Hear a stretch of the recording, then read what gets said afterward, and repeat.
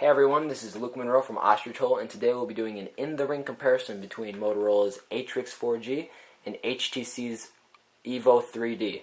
First we'll be looking at the Atrix 4G. The Atrix 4G is running on at&t's HSPA Plus network. It has a 1 GHz NVIDIA Tegra 2 dual-core processor. It is running Motorola's Moto Blur over Android 2.2 Froyo. On the front, we have a front-facing VGA camera, a 4-inch QHD display with a resolution of 540 by 960, and on the bottom we have 4 capacitive buttons. On the side, we have 1 micro USB port and 1 micro HDMI out port. On the back, we have a biometric fingerprint scanner, which is also the unlock button and the power button. We have a 5 megapixel camera with dual LED flash capable of taking 5 megapixel pictures and 720p video. This phone contains a 1880 milliamp hour battery. Some very cool features of this phone is obviously, as I mentioned before, the fingerprint scanner, which is quite accurate with the new updates. And as most of you know who know the Atrix, you can buy a lap dock, which is a laptop dock which you can plug your phone in and use WebTop. What WebTop does, it allows you to portray a user interface like desktop onto, say, another screen via a dock that you can buy, or, as I said before, the lap dock. Keep in mind that at the end of this video, we'll be doing a size comparison between both phones. Now we'll be taking a look at the HTC EVO 3D. The HTC EVO 3D is running on Sprint's WiMAX 4G network. It has a 1.2 GHz dual-core Qualcomm-built Snapdragon processor with Scorpion format. It is running HTC Sense 3.0 over Android 2.3 Gingerbread.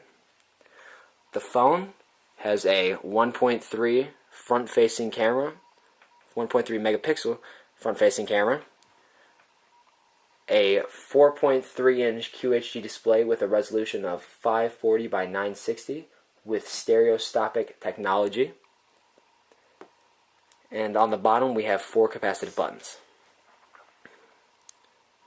On the side, we have a MHL port. And basically what that is HDMI port and a USB port combined into one single universal port. On the back, we have 2 5 megapixel cameras which are capable of recording 720p 3D video and 720p 2D video. It is capable of taking 10 megapixel 3D images and 5 megapixel 2D images. On the other side, we have a dual detent physical camera button and a switch which will let you switch between filming in 2D or 3D. On the top, we have your 3.5mm headphone jack and a power button. This phone has a 1730 milliamp hour battery, and some cool features about this phone obviously is the 3D capabilities, which can be displayed on the 4.3-inch QHD display screen, the physical camera button on the side, and even though it sticks out, is very nice to have, and the switch, which allows easy access to switch from 2D to 3D. Now we'll be comparing both phones in thickness-wise, and thickness-wise and screen size. As you can see, the HTC EVO is quite a bit bigger in screen size, about 0.3 inches bigger, which provides easy viewing for movies and TV shows and applications. And thickness-wise, the HTC EVO 3D is a little bit thicker, but that is only because it is running a lot newer technology, including the 3D camera, the 1.2 GHz processor, etc. Both of these phones have 1 GB of RAM. I did not mention that before, so I'm mentioning that now. And the build quality of each phone, this phone as you can hear from the microphone, is not the best build quality. You can hear it squeaking a little bit. It is not, you know, the battery door is not very tight on. It's not the best.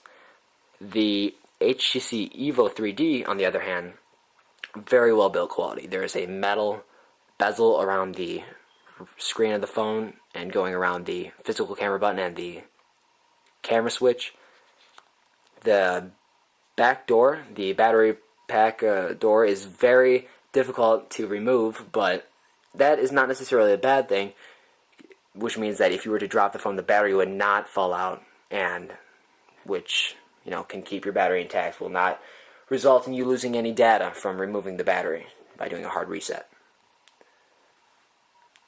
Overall, Ostrich Hole definitely recommends that you were to buy the HTC EVO 3D over Motorola's Atrix 4G because of the fact that the EVO 3D is running newer technology, including the 1.2 gigahertz processor, the 3D camera, everything like that. It's a bigger phone, which means more screen, which is always good.